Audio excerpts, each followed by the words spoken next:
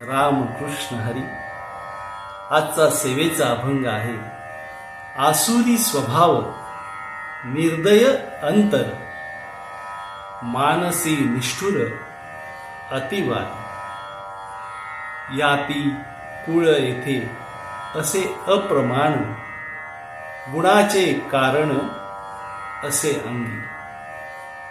काळ कूट पितळ सोने शुद्ध रंग, अंगाचेच अंग साक्षी देते.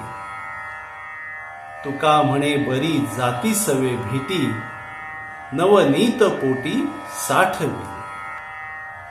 या अभंगामध्ये तुकाराम महाराज म्हणतात की एखादा मनुष्य अंतःकरणात राक्षसी स्वभावाचा आणि निर्दयी असेल तर मग तो कितीही श्रेष्ठ उच्च कुळातील असला तरी व्यर्थ असतं.